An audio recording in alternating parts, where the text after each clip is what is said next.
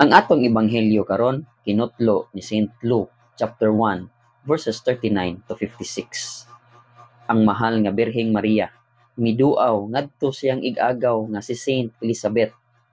Sa dihang iya kining nahibaw-an nga nagbuntis kini bisan pa man sa iyang katiguangon. Pag-abot sa mahal nga Birhen, gisugat siya ni Saint Elizabeth og giingnan, "Bulahan ka sa tanang mga babaye, bulahan ang bata nga imong ianak." Nganong nahimo mang bulahan ang mahal nga Birheng Maria? Tungod kay siya man ang nagsabak sa anak sa Dios, ang manluluwas sa kalibutan nga si Jesus. Kung atong tan-awon, kitang mga Katoliko mituo na si Kristo has two nature, divine nature and a human nature, tinuod nga tao o tinuod nga Dios.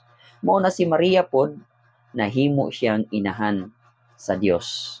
Kay siya man ang nagsabak ni Kristo nga usa ka Dios. Mao na kita, we always ask the intercession of the Blessed Virgin Mary. We always pray, "Hail Mary, full of grace, the Lord is with you.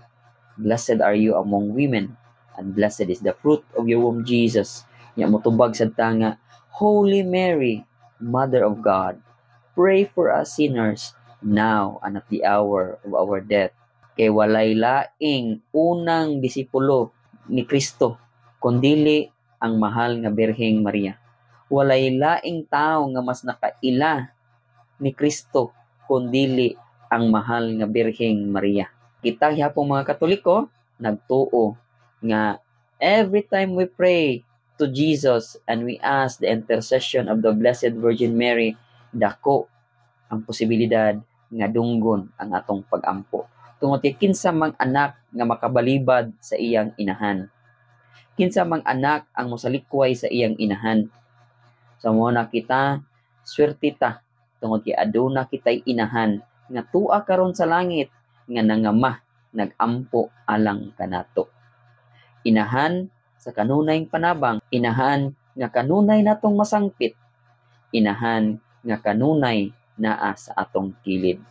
Busa kita sa atong tagsatag sa kakaugalingon, let us ask the Blessed Virgin Mary to pray for us every day, every hour of our lives, because siya ra gyud ang magdala nato paingon ngadto sa iyang anak.